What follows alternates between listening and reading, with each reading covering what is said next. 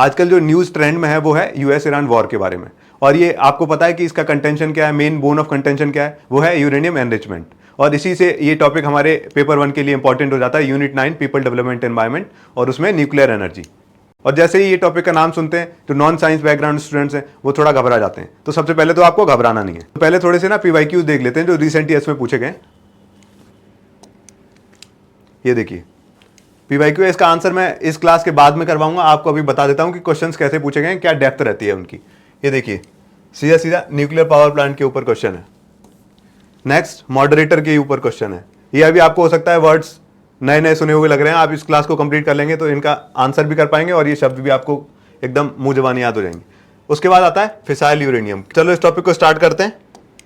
सबसे पहले समझते हैं न्यूक्लियर एनर्जी होता क्या है। What is nuclear energy? Energy that comes from the centre of an atom. Centre of an atom, अब एटम की बात हो रही है, थोड़ा सा हम स्ट्रक्चर ऑफ एटम समझ लेते हैं इसी बहाने। स्ट्रक्चर ऑफ एटम कैसा होता है? ये रहा पूरा एटम, इसमें होते क्या क्या कंपोनेंट्स क्या क्या होते हैं? प्रोटॉन जो कि पॉजिटिवली चार्ज होता है, न्यूट्रॉन जो कि न्यूट्रली चार्ज होता है, इलेक्ट्रॉन जो कि नेगेटिवली चार्ज होता है। ठीक, ये आप 3 कंपोनेंट समझ गए। और इसमें इसके जो सेंटर में होता है वो होता है न्यूक्लियस, इसी को ब्रेक किया जाता है और इसी से जो एनर्जी क्रिएट होती है उसको हम कहते हैं न्यूक्लियर एनर्जी। ये देखिए व्हेन एन एटम ब्रेक्स और splits it releases heat energy, और उस हीट को हम यूज करते हैं इलेक्ट्रिसिटी जनरेशन में, स्टीम करके पानी को उससे टरबाइन घुमाते हैं, टरबाइन से इलेक्ट्रिसिटी जनरेट होती है। अब ये न्यूक्लियर एनर्जी 2 टाइप से क्रिएट की जा सकती है, एक होता है फिशन, दूसरा होता है फ्यूजन। इनको एक बार समझ लेते हैं। फिशन का मतलब होता है तोड़ना, इसका मतलब ही, शब्द का मतलब ही है तोड़ना। इसमें क्या होता है, बड़े हैवी न्यूक्लियाई को हम ब्रेक करते हैं इनटू स्मॉलर न्यूक्लियाई, उससे जो हीट एनर्जी क्रिएट होती है उससे हम एनर्जी बनाते हैं। इसका एप्लीकेशन क्या रहता है? It is use successfully in nuclear reactors. ये देखो न्यूक्लियर रिएक्टर्स में मतलब ज़्यादातर इस वाली एनर्जी को, इस वाले प्रोसेस को यूज किया जाता है। इसका स्टेटस अभी क्या है? It is controlled and commercially viable. ये countries, develop and developing countries use कर रही हैं इस प्रोसेस को। दूसरा प्रोसेस होता है फ्यूजन। फ्यूजन का मतलब हो गया जोड़ना। ठीक, इसका मतलब ये जोड़ना। इसमें क्या करते हैं, छोटे एटम के न्यूक्लियाई को हम जोड़ते हैं जिससे जो एनर्जी क्रिएट होती है और उसको हम यूज कर सकते हैं। ये अभी इसका application power the sun and stars, इसका कोई अर्थ पे अभी बहुत ज़्यादा यूज़ नहीं है, ये एक्सपेरिमेंटल स्टेज पे ही है। उसके बाद अभी स्टेटस ये देख लीजिए, not yet widely used commercially, difficult to control. इसका इशू सबसे बड़ा यही है कि इसको कंट्रोल करना मुश्किल हो जाता है। दूसरा, स्टार्ट करने के लिए भी हाई एनर्जी चाहिए। छोटे एटम के न्यूक्लियाई को हम मर्ज कराते हैं, फ्यूज करवाते हैं, उससे एनर्जी क्रिएट होती है। इसलिए तो आपको इन दोनों से समझ आ गया होगा कि हम जो पढ़ने वाले हैं, जो न्यूक्लियर रिएक्टर में सबसे ज़्यादा यूज होता है वो न्यूक्लियर फिजन का प्रोसेस होता है। अब नेक्स्ट चलते हैं हम इसके फ्यूल के बारे में। इसमें जो सबसे ज़्यादा कॉमनली यूज फ्यूल होता है वो होता है यूरेनियम, है ना, यूरेनियम। ये याद रखेंगे। यूरेनियम के कई आइसोटॉप्स होते हैं। जो नेचुरली हमें यूरेनियम मिलता है वो होता है यूरेनियम 238। ठीक, सबसे ज़्यादा अबंडेंस में ये पाया जाता है, और यूरेनियम 235 बहुत कम अवेलेबल है अर्थ पे। तो हमें यूज के लिए कौन सा चाहिए? यूरेनियम 235। तो इसीलिए इसको एनरिच किया जाता है, इसको एनरिच किया जाता है और इसको भी एनरिच किया जाता है। अब देख लेते हैं व्हाट इज यूरेनियम एनरिचमेंट। इसमें होता क्या है, वी मेक यूरेनियम स्ट्रॉन्गर। जो ये वाला है ये लेस रिएक्टिव होता है, इसको हम कह सकते हैं जैसे टू स्लीपी, और ये वाला जो होता है वो रिएक्टिव होता है। तो इसी को हम यूज करते हैं यूरेनियम 235 को। ये दोनों क्या है? यूरेनियम के आइसोटोप्स हैं, याद रखेंगे आइसोटोप्स। ये शब्द भी इंपॉर्टेंट है, पूछ लेता है इस पे क्वेश्चन। और दूसरा एक इंपॉर्टेंट फैक्ट भी है कि अगर हम रिएक्टर ग्रेड यूरेनियम चाहते हैं तो उसको सिर्फ एनरिचमेंट कितना करना होता है? 3 to 5। और जैसे ही ये 20% से ऊपर करना है तो आप समझ लीजिए कि आप कैसे इसको यूज कर रहे हैं? वेपन ग्रेड, वेपन क्रिएट करने के लिए यूज कर रहे हैं अगर आप 20% से ज्यादा एनरिच कर रहे हैं यूरेनियम को। इसका प्रोसेस कैसे स्टार्ट होता है? प्रोसेस स्टार्ट होता है, ये देखिए फिशन डोमिनो इफेक्ट। ये देख लेते हैं, आपको ये समझ आ गया कि न्यूक्लियर फिजन का यूज होता है। अब स्टार्ट कैसे करना है, न्यूक्लियर फिजन स्टार्ट कैसे करेंगे हम न्यूक्लियर रिएक्टर में? उसके लिए हमें चाहिए होते हैं slow moving neutrons. Slow moving, ध्यान रखेंगे, स्लो। ये आपको कनेक्ट करवाऊंगा मैं पीवाईक्यू सॉल्व करते टाइम। ये यूरेनियम 235 का न्यूक्लियाई है। इसमें पहली बार स्पार्क क्रिएट करने के लिए हमें क्या करना है? न्यूट्रॉन को हिट करना पड़ेगा। न्यूट्रॉन हिट होगा इसमें, ये ब्रेक होगा, ब्रेक होने से एनर्जी क्रिएट होगी। ठीक, एनर्जी क्रिएट होने के साथ साथ ये भी तो एटम था, एटम का स्ट्रक्चर मैंने बताया आपको, तो उसमें न्यूट्रॉन्स होते हैं, न्यूट्रॉन्स निकलेंगे अलग अलग। ठीक है, ये न्यूट्रॉन्स क्या होते हैं? बहुत फास्ट मूविंग होते हैं। तो ये वाले बेसिकली डायरेक्टली यूज नहीं कर सकते हम और एटम्स को ब्रेक करने के लिए और न्यूक्लियस को ब्रेक करने के लिए, तो उसके लिए हम न्यूक्लियर रिएक्टर में कंपोनेंट यूज करते हैं, वो नेक्स्ट स्लाइड में समझेंगे। एक बार इस प्रोसेस को देख लेते हैं। सबसे पहला स्टेप, न्यूट्रॉन हिट्स यूरेनियम 235, उसके बाद heavy atom splits into smaller atoms, उसके बाद it releases huge energy and more neutrons, और रिजल्ट क्या होता है, it triggers a continuous chain reaction, chain reaction start हो जाती है इससे। और इसको एक एग्जांपल से आप याद रख सकते हैं, जैसे कि ये लकड़ी है, इसको आप जब जलाएंगे तो सबसे पहले क्या करेंगे, लाइटर या तीली से स्पार्क देंगे, फिर बाकी आगे के जो ये मॉलिक्यूल्स हैं, लकड़ी है ना, ये अपने आप जलती रहती है, आपको हर जगह जाके स्पार्क नहीं देना पड़ता। वही प्रोसेस यहाँ पे होता है, एक बार आपको स्टार्ट कर देना, दूसरा इसमें खुद इतनी एनर्जी होती है कि ये कॉन्टिन्यूअस चेन रिएक्शन बनने लगता है। अब जब ये चेन रिएक्शन बन जाता है तो उसको कंट्रोल करना पड़ता है। कंट्रोल कैसे होता है, उसी न्यूक्लियर रिएक्टर के थ्रू कंट्रोल होता है, और तभी हम यूज कर सकते हैं, अदरवाइज ये अनकंट्रोलेबल रिएक्शन हो जाती है और हम उसको यूज नहीं कर सकते, हार्नेस नहीं कर सकते एनर्जी उससे। चलो आप समझ लेते हैं एनाटॉमी ऑफ न्यूक्लियर रिएक्टर। एक बार न्यूक्लियर रिएक्टर में अंदर बनता कैसे है, इसमें होता क्या क्या है, और यहीं से आपके सबसे ज्यादा क्वेश्चन बनते हैं, जो ये पॉइंट्स लिखे हुए हैं ना, इसके ऊपर क्वेश्चन पूछ लेते हैं, इसके फंक्शन पे क्या क्या इसके एग्जाम्पल्स हैं। तो एक बार ये है core of nuclear reactor. Nuclear reactor में और भी पार्ट्स होते हैं, नेक्स्ट स्लाइड में देखेंगे। ये है कोर। इसमें सबसे पहले हम देखेंगे फ्यूल क्या, मैंने अभी आपको बताया फ्यूल क्या होता है, यूरेनियम 235, कभी कभी प्लूटोनियम भी यूज होता है, ठीक। 235 फ्यूल रॉड्स हो गए, इसमें यूरेनियम 235 के एटम्स है, पूरी रॉड बनी हुई है, जैसे वुड लॉग था वैसे करके। और उसके बाद दूसरा इसको कंट्रोल करने के लिए कंट्रोल रॉड्स होती हैं। इनके यूज और फंक्शन नेक्स्ट स्लाइड में देखेंगे। अभी आप एक डायग्राम समझ लो कैसे बनता है, जिससे कि आपके दिमाग में सेट हो जाए कि कोर का स्ट्रक्चर क्या होता है, क्या क्या कंपोनेंट्स और कैसे फंक्शन करते हैं। और तीसरा इसका कंपोनेंट होता है मॉडरेटर, जो कि क्या करता है, स्लो करता है। जो मैंने बताया ना, आपके फास्ट मूविंग न्यूट्रॉन्स क्रिएट होते हैं, उनको स्लो डाउन करने का काम किसका होता है, मॉडरेटर का। और एक होता है कूलेंट फ्लो, जो ये भरा हुआ है, यही कूलेंट फ्लो। कभी कभी मॉडरेटर और कूलेंट एक ही एलिमेंट से बने होते हैं, और अदरवाइज कूलेंट फ्लो का दूसरा काम क्या होता है कि ये जो हीट एनर्जी क्रिएट हुई है इसको ट्रांसफर करना, ठीक। अब नेक्स्ट स्लाइड में इसके एक कंपोनेंट्स को और उसके फंक्शन और इसके एग्जांपल्स को समझ लेते हैं। ये देखो, रिएक्टर कंपोनेंट्स एंड फंक्शंस। सबसे पहला कंपोनेंट क्या है, फ्यूल रॉड। कौन से एग्जांपल है, मटेरियल क्या क्या यूज होते हैं, यूरेनियम 235, यूरेनियम डाइऑक्साइड और प्लूटोनियम मैंने बताया आपको। उसके बाद इसका मैकेनिकल फंक्शन क्या है, it is the site of nuclear fission. इसी को ही तो ब्रेक करते हैं जिससे एनर्जी क्रिएट होती है, तो यही तो मेन फ्यूल है। उसके बाद आता है next control rods. Control rod कौन कौन से हो सकते हैं, कैडमियम का बना हो सकता है, बोरॉन का बना हो सकता है, या फिर हैफनियम का बना हो सकता है। ये लेस कॉमन यूज है, कैडमियम और बोरॉन ज्यादा यूज किए जाते हैं। और इसका function, it absorbs neutrons to regulate reaction. क्या करता है, मैंने बोला ना आपको, एक एटम ब्रेक होने से बहुत सारे न्यूट्रॉन्स क्रिएट होते हैं, वो जो बहुत ज्यादा एक्स्ट्रा न्यूट्रॉन्स क्रिएट हुए हैं उसको कंट्रोल करना पड़ेगा कि उनका कोई यूज नहीं है, क्योंकि हमें एक न्यूट्रॉन चाहिए दूसरे एटम को ब्रेक करने के लिए। तो उसको एब्जॉर्प्शन का जो काम करता है ना, जो एक्स्ट्रा, वो करता है कंट्रोल रॉड, कंट्रोल करता है ये बाकी न्यूट्रॉन्स को। उसके बाद आता है मॉडरेटर एग्जांपल क्या होते हैं, या फिर मटेरियल क्या क्या यूज हो सकता है, हैवी वाटर, ग्रेफाइट या लाइट वाटर। लाइट वाटर भी यूज होता है, हैवी वाटर भी यूज होता है, याद रखेंगे, हैवी वाटर D2O।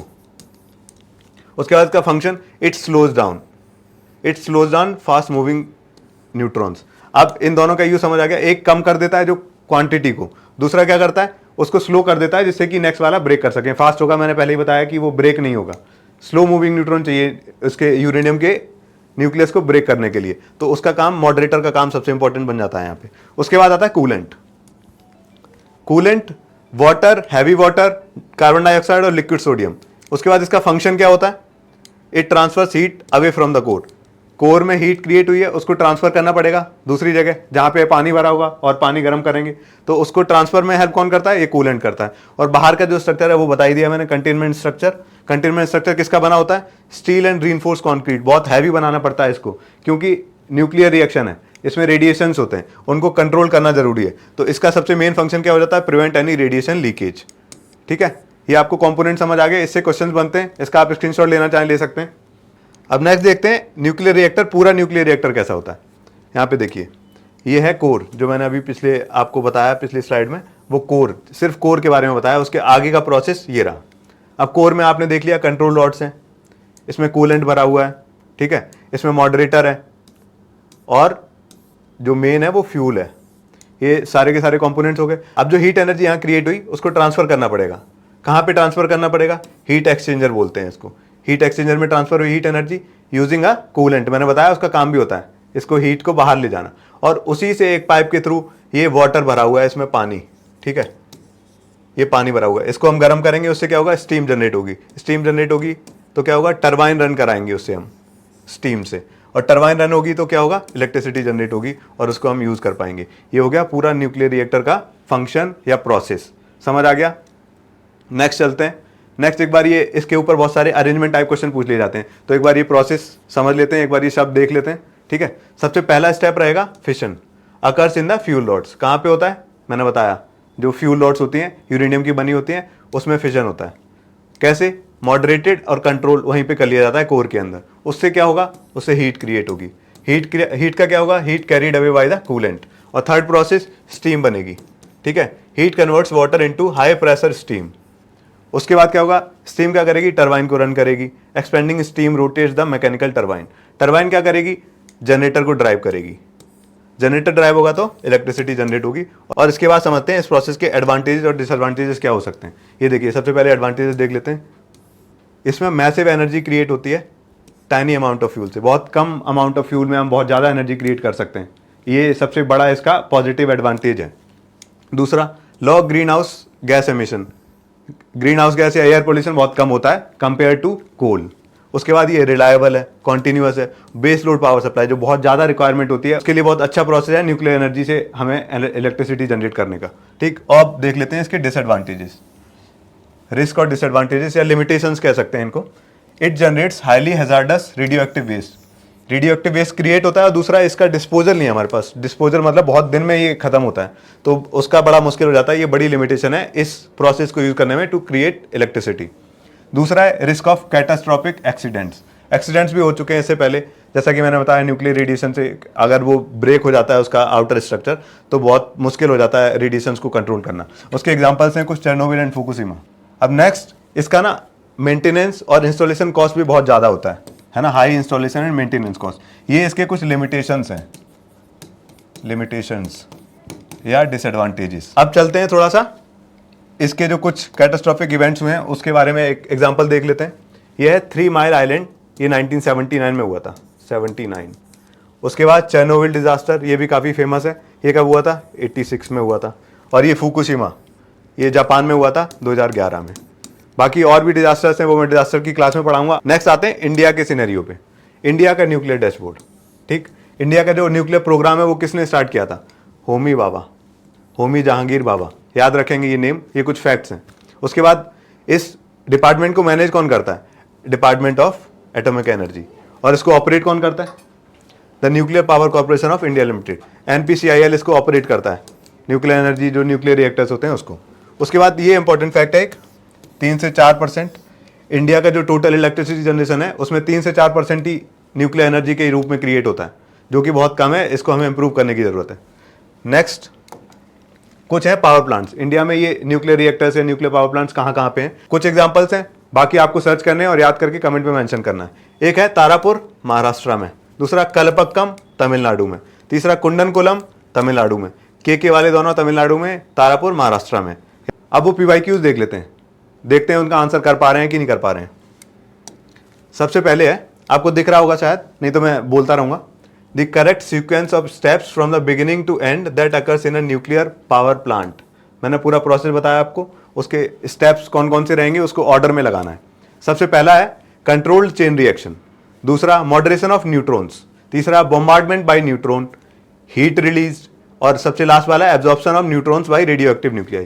तो इसका सही ऑर्डर क्या होना चाहिए, सबसे पहले आता है बॉम्बार्डमेंट ऑफ न्यूट्रॉन, किस पे, यूरेनियम 235 पे बॉम्बार्डमेंट करते हैं हम, ठीक है।